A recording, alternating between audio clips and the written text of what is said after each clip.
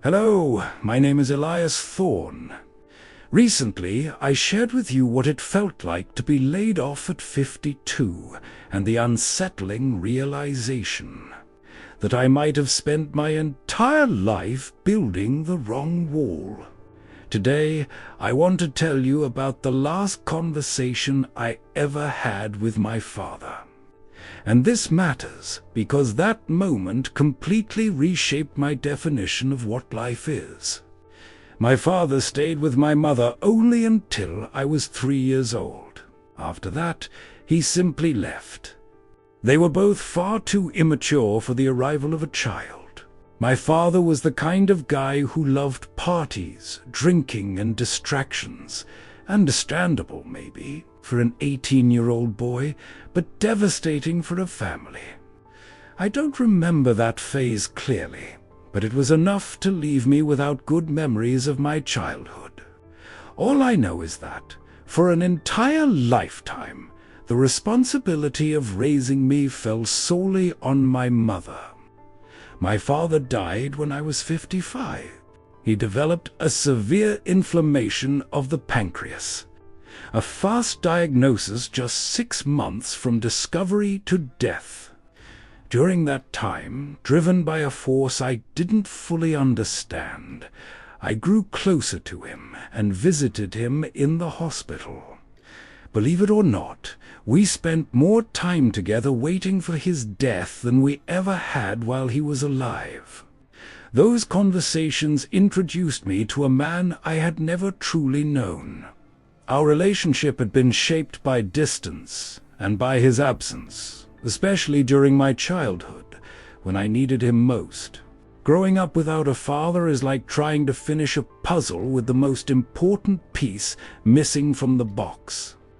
I always felt the absence of a presence, an example, a sense of validation.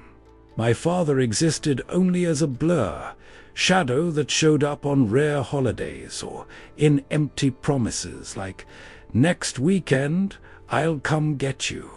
At 55, I was already a grown man. I had children of my own. I had survived the collapse of my career at 52. I thought I had already resolved my traumas. I told myself I don't need him. I built myself, but the truth is, hatred and contempt are forms of attachment just as powerful as love. As long as I hated him for being an irresponsible 18-year-old who ran from responsibility, I was still chained to him. Hospital room 402 was always too bright, too white, too cold. And there he was, Elias, the man who gave me my name reduced to a fraction of who he once was.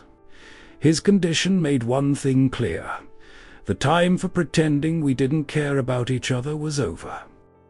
One afternoon, sunlight cut through the window at an angle, spilling across the sheets. He was more lucid than usual. I sat in the vinyl chair, trying to look busy and present at the same time, anything to avoid the silence. "Elias," he called, his voice hoarse and weak. "Why do you still come here?" My throat tightened. "I don't know, Dad. Maybe to make sure you don't get away this time without explaining yourself." He let out a dry laugh that ended in a cough. "I ran away at 18 because I was a coward. But I spent the next 40 years running because I was ashamed to come back. That caught me off guard. I had always believed his absence was a choice of pleasure, that he preferred parties and alcohol over me. But in that moment I realized something painful. To him I was a constant reminder of his greatest failure. He didn't feel worthy of being a father, so he exiled himself from my life." He continued slowly, as if every word was expansive. "I spent my life trying to prove to myself that I wasn't a mistake. I tried to be the best salesman. I tried to throw the best parties. I tried to be the most entertaining man at the table. But lying here, in this bed, I finally see the truth. I was running from the fact that I didn't try hard enough with you. I was protecting myself from the pain of not being good enough as a husband, as a father, as a family to you. He looked at me, his eyes wet. What I did to you and your mother, I can't fix. But what I did to myself was worse. I deprived myself of watching you grow into the man you became. I was so busy running from my shadow that I forgot you were my light. As I listened, anger rose inside me. Now you say this, after 50 years? But as I looked at him, the anger began to fade, replaced by a terrifying realization. I was following the same path. When I was laid off at 52, my first instinct was to shut down.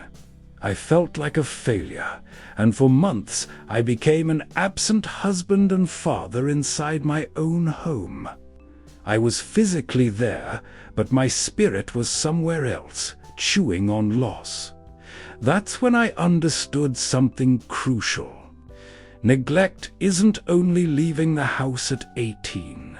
Neglect happens every time fear and shame speak louder than love. My father neglected my childhood out of cowardice. I was neglecting my family's present out of wounded pride. "Dad," I said, holding his hand for the first time in decades, "I spent my whole life judging you for leaving. But I've learned that it's possible to leave without going anywhere." He squeezed my hand back. It was weak, but it was the most honest contact we'd ever had. "Elias," he said, "don't become a ghost in your children's lives while you are still alive. Life isn't about what you build for others to admire. It's about who you allow inside your walls. I had always believed forgiving my father would be a favor I'd be doing for him, a charitable act for a man who didn't deserve it. But in that conversation, I finally understood. Forgiveness was for me.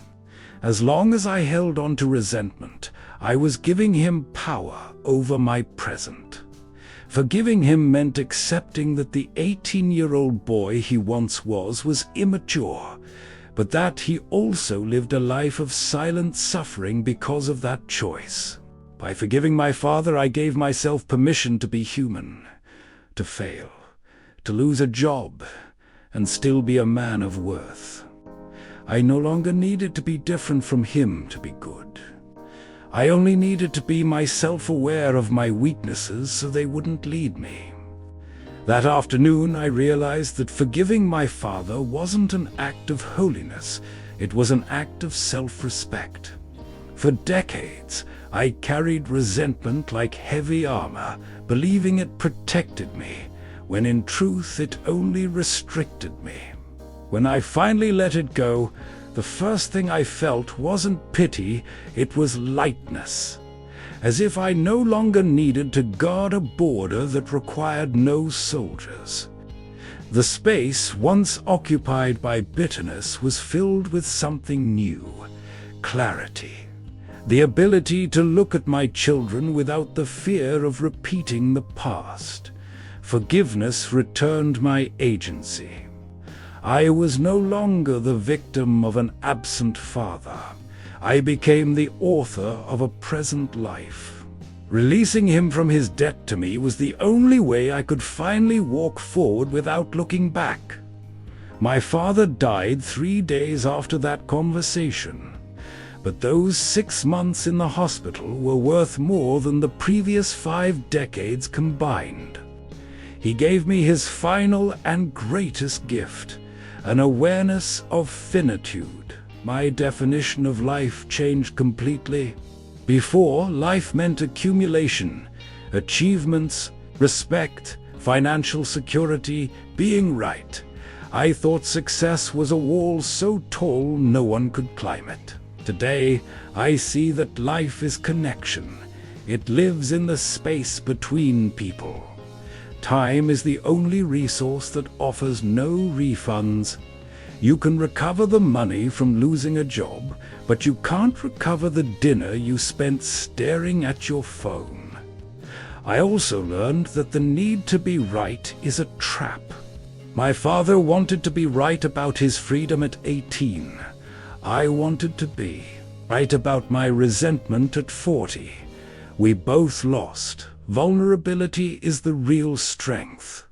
It was only when my father allowed himself to be weak and remorseful that he truly became my father in my heart. So I hope you learn something from my experience. If you feel there's a wall between you and someone you love, or between you and the life you truly want, hear me clearly. Don't wait for the diagnosis. Don't wait for the pancreas to fail or the heart to give out. Neglect is a slow poison. It begins with silence and ends in loneliness. If you have an absent father, or if you are the father who feels like he's failing, understand this. Forgiveness is the only tool strong enough to tear down walls we spent decades building. My name is Elias Thorne. I was laid off at 52. I lost my father at 55, and now I share with you what it truly means to be alive. Life doesn't happen at the top of the wall you build. It happens in the garden you cultivate with those who choose to stay by your side. Here's my advice. Don't waste your time trying to be perfect. Spend it trying to be present. Because in the end, what remains isn't what you did, but how you made people feel while you were here. And if today were the last day of your life, who would you forgive, or who would you ask for forgiveness? This channel is an invitation to stop postponing life and start facing the questions we usually avoid. If this story resonated with you, or if you carry a wound that still needs forgiveness to heal, subscribe so we can continue discovering the strength that emerges when we finally dare to look at it. I'll see you in the next video. And remember, life is far too short to be spent being right. Until next time.